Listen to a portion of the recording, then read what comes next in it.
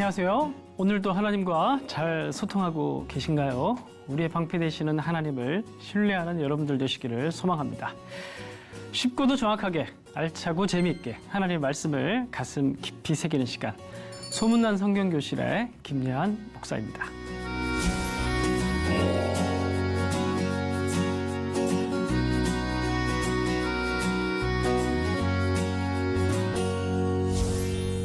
지난 시간에 나눈 말씀 여러분들 다들 기억하시죠? 신명기 역사서 두 번째 시간, 사무엘 하서와 열왕기 상하서를 살펴봤습니다. 오늘 여러분들과 나눌 이야기는 오늘부터 드디어 왕국 예언서가 시작되겠습니다. 총 5권의 책을 살펴보게 될 텐데 호세아, 아모스, 요나, 이사야, 미가까지 살펴보도록 하겠습니다.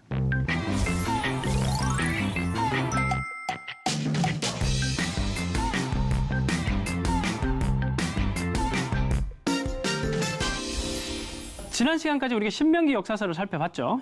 신명기 관점에서 이스라엘 역사를 반성적 차원에서 돌아보는 역사서들이었습니다. 여호수아서부터 해서 열왕기, 상하서까지. 그럼 여러분, 그 역사 이야기 가운데 하나님께서는 어떻게 말씀하셨을까요? 하나님 말씀하시는 분이시죠. 말씀을 하시면서 그 말씀을 통해서 자기 백성들을 창조하시고 또 역사를 이끌어 가십니다. 그래서 하나님께서는 늘 말씀하시기 때문에 늘 말씀을 담아내는 그릇이 되는 사람들을 또 늘 만들어 가십니다. 그래서 그 사람들의 관점에서 사실 성경의 이야기들이 흘러가고 또 그 사람들의 말과 글이 책으로 남아서 오늘 우리에게 전수되고 있다. 그게 성경이다. 이렇게 말씀을 드릴 수가 있겠습니다. 그러면 그 왕국 시대 가운데, 그러니까 그 왕국 시대에 하나님께서 보내셨던 하나님의 말씀을 담아서 경고와 구원의 말씀을 전하시기 위해서 보내셨던 사람들이 있습니다. 그 사람들을 가리켜서 예언자 혹은 선지자, 그렇게 얘기를 합니다. 그 왕국 시대에 멸망하기 전까지 왕국 시대에 하나님께서 보냄을 받았던 예언자들의 말과 글이 관련된 그 책들이 이번 5번째 시간과 6번째 시간이 되겠습니다. 오늘 5번째 시간에서는 주전 8세기에 활동했던 사람들 위주로 살펴보게 될 것입니다. 8세기 때 활동했던 선지자는 총 5명인데요. 호세아, 아모스, 요나, 이사야, 미가, 이 5명이 주전 8세기에 활동을 했는데 사람도 다양하지만 이 사람들이 활동했던 지역도 다릅니다. 호세아, 아모스는 북이스라엘, 요나는 아시리아의 니느웨 성에 가서 하나님의 말씀을 전했고, 이사야와 미가는 남유다의 말씀을 전했습니다. 자, 그러면 먼저 큰 그림을 한번 그려보면서 일단 그 5명의 예언자들이 어떤 주제로 말씀을 전했는지 한번 간추려서 먼저 전체 그림부터 한번 살펴보겠습니다. 열왕기서를 여러분들이 잘 읽으셨다면 대충 흐름들을 기억하실 텐데, 지난번 강의 때 말씀을 드렸듯이 왕국 역사에서 특히 열왕기서에서 많은 분량을 차지하고 있는 왕이 바로 아합 왕입니다. 아합. 왜 아합이 중요하냐면은 뭔가 통치를 잘했기 때문에 중요한 게 아니라 어마어마한 우상 숭배를 장려했기 때문이죠.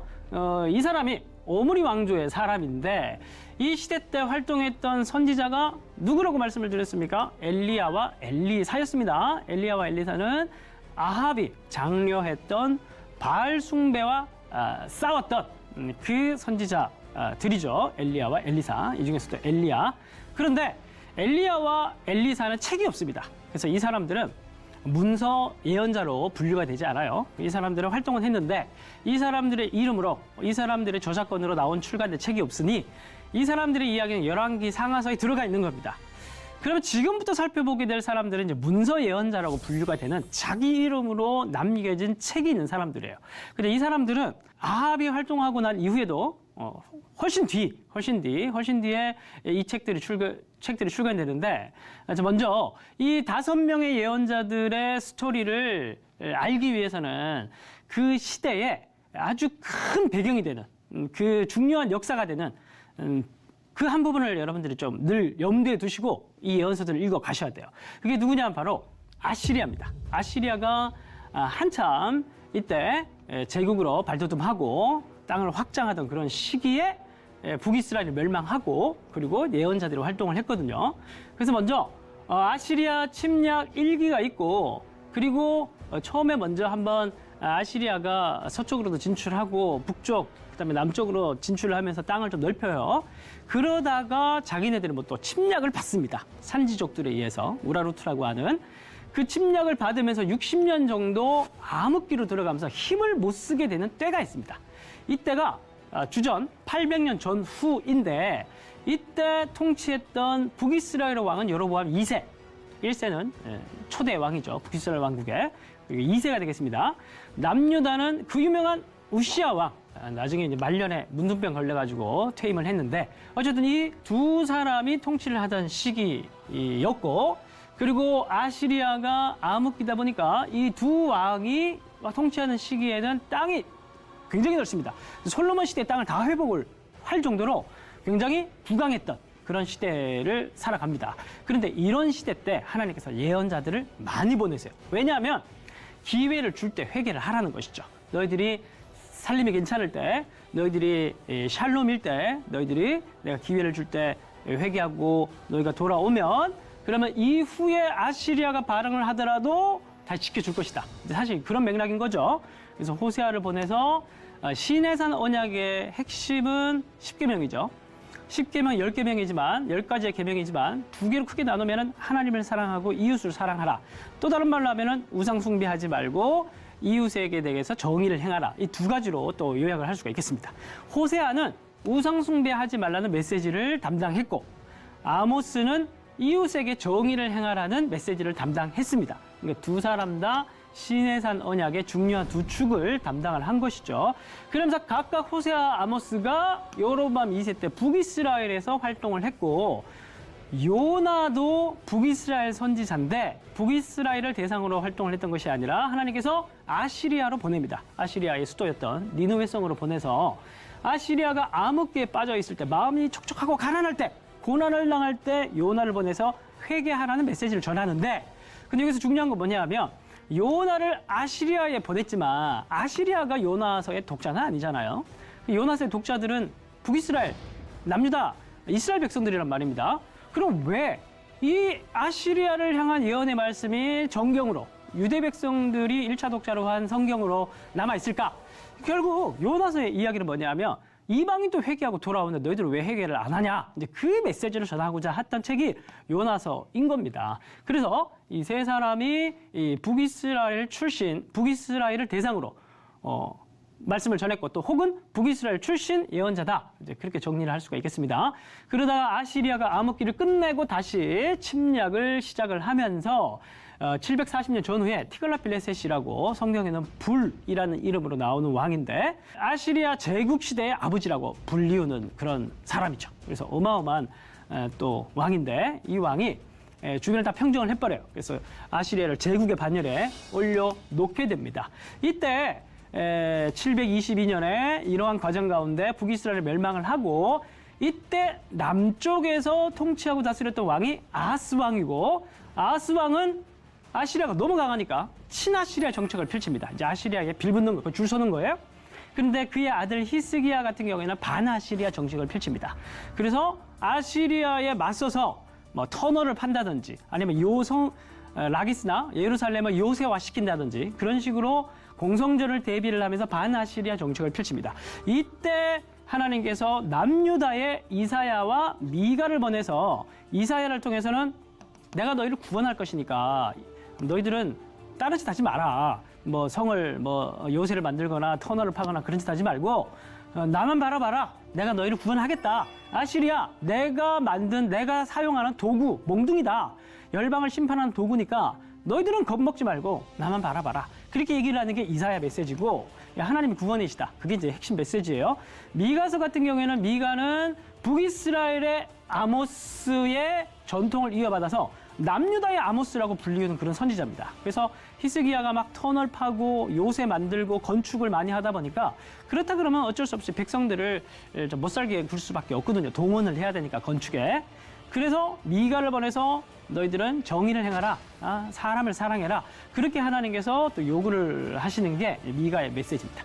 이렇게 전체 흐름을 역사적 흐름과 그리고 각각의 예언자들 그리고 예언자들의 핵심 메시지를 먼저 간단하게 정리를 해봤습니다. 다시 한 번 더 마무리를 하자면 주전 8세기에 하나님께서 이 5명의 예언자들을 통해서 어떤 메시지를 전하려고 하셨는가? 우선 배경은 아시리아 침략 시대입니다. 이 침략 시대 때 이스라엘 백성들을 향해서 하나님께서 이래라 저래라 말씀하실 때 기준이 없지 않아요. 그 기준은 뭐냐면은 시내산 언약입니다. 시내산 언약은 2가지 기준으로 나눌 수가 있는데, 첫 번째가 우상 숭배하지 마라. 두 번째가 이웃에게 정의를 행하라. 그래서 이 메시지를 기준을 가지고 그대로 예언자들이 가서 우상 숭배를 멈출 것을 요구를 하고, 공의를 바로 세우고 정의로운 율법 사회를 실현할 것을 요구를 하고, 만약 그렇지 않으면 하나님께서 이방 제국, 그러니까 이때 당시에는 아시리아가 되겠죠. 아시리아를 몽둥이로 사용하셔서 너희를 심판하실 것이고, 그럼과 동시에 그럼에도 불구하고 하나님께서는 너희를 위한 놀라운 구원을 준비하고 계시다.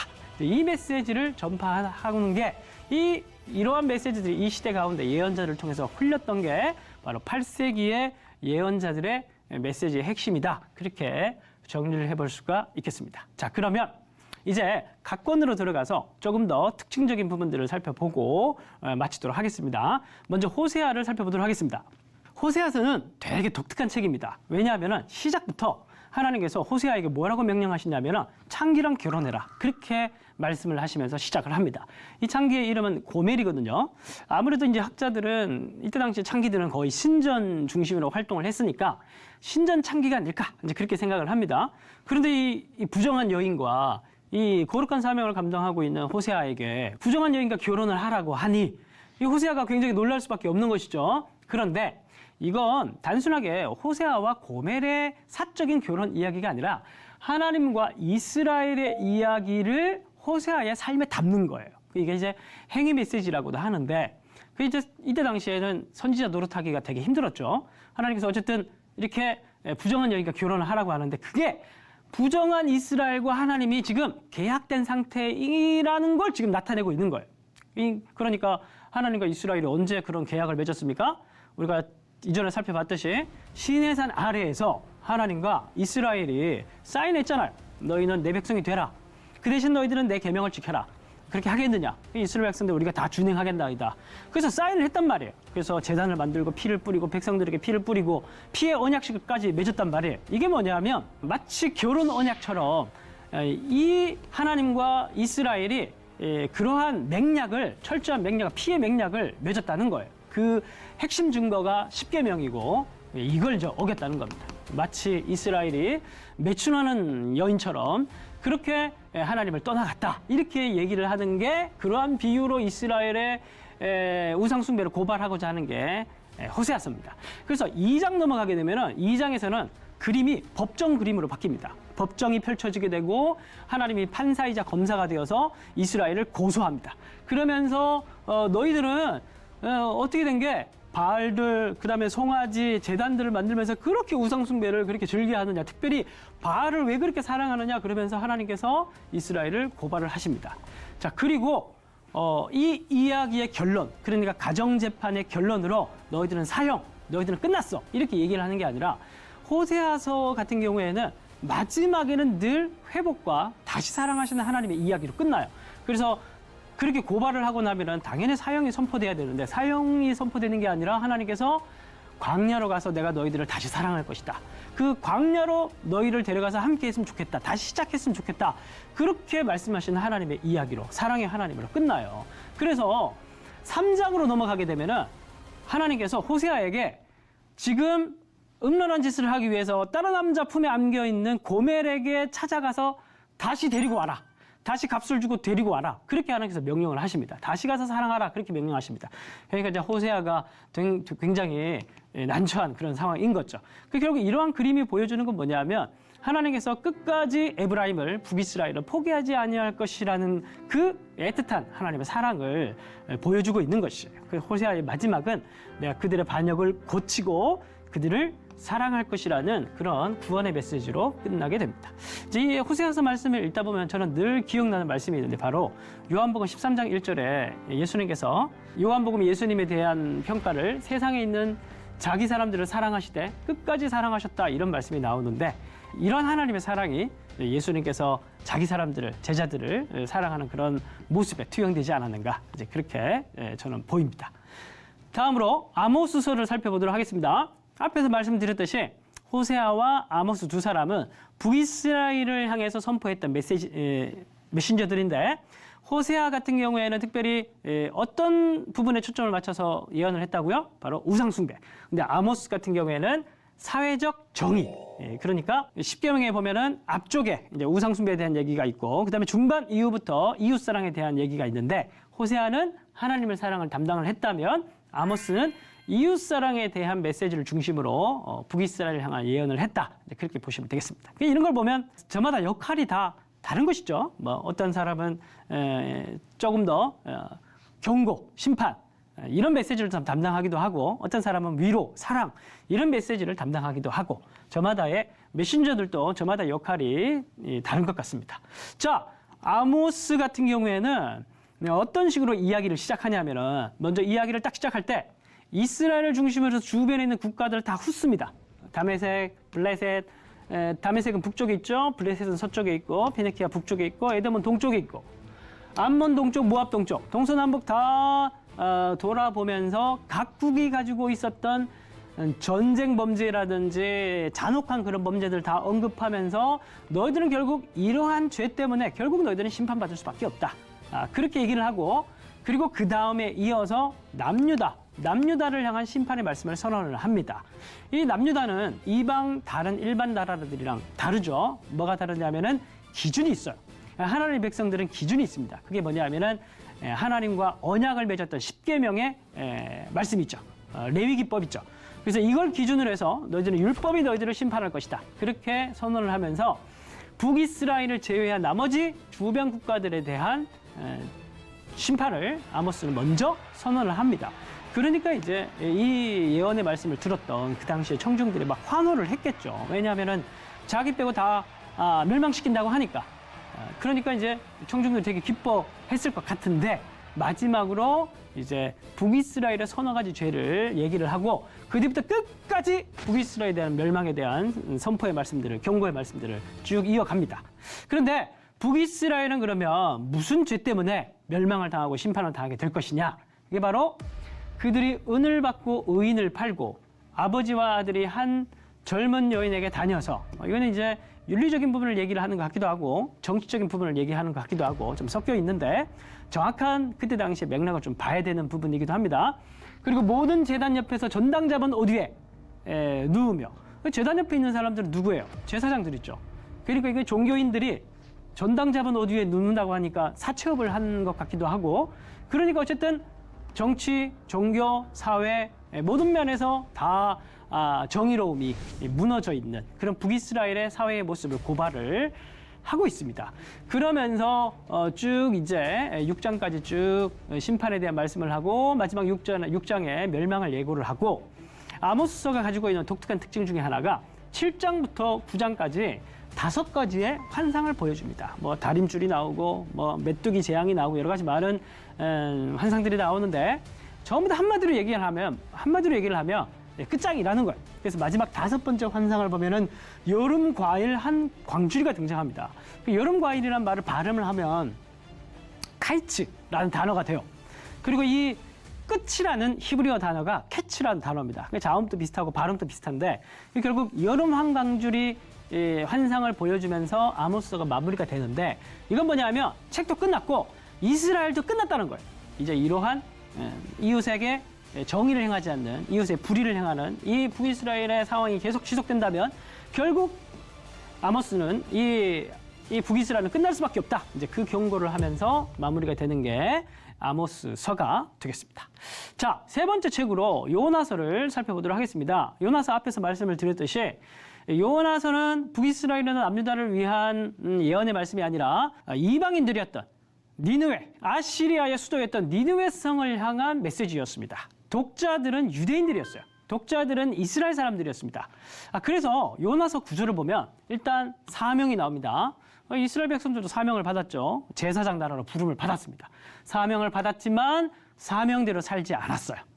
그래서 2개의 사명이 나옵니다. 1, 2, 3장 있고 1, 2장이 있고 3, 4장 이렇게 두 개로 구성이 되어 있는데 각 단락의 시작은 사명으로 시작합니다.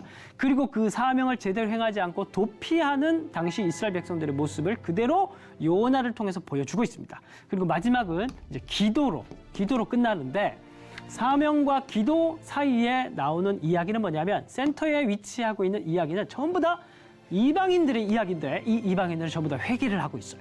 그래서 첫 번째 이야기에서 요나가 도망갔죠. 그리고 바다에 배를 타고 가고 있는데 폭풍이 몰아닥쳤죠. 그래서 이방인들이 제비를 뽑고 해보니까 이제 요나가 나왔는데 요나를 이제 바다에 던지죠. 그리고 바다가 잠잠해지죠. 이걸 보면서 그 사람들이 놀라서 하나님께 제사를 지내고 그리고 소원을 하는, 이는 무슨 소원인지 모르겠는데 성경에 그대로 안 나와 있으니까 아마 그들이 이제 하나님을 믿겠다 그렇게 소원을 했던 것 같아요. 그래서 거룩한 이방인들의 모습이 나오고 그 다음에 요나가 대충 말씀을 니느웨 가서 정했는데도 이방인들이, 니느웨 사람들이 회개하고 돌아오는 그런 모습들을 보입니다. 자, 그래서 이게 딱 대조되고 있는 모습인데, 그래서 1장 말씀을 보면 요나가 나는 히브리 사람이고 하나님을 경외하는 사람이다 이렇게 자뻑을 해요. 근데 진짜 경외하는 사람이 본문을 보면 요나가 하나님을 경외하는 것이 아니라 그 사람들이 여호와 하나님을 경외합니다. 그 사람들이 여호와를 두려워하고 예물을 드리고 서원을 합니다. 요나는 끝까지 자기 사명을 감당하지 않으려고 버티는 그런 모습들을 보여요.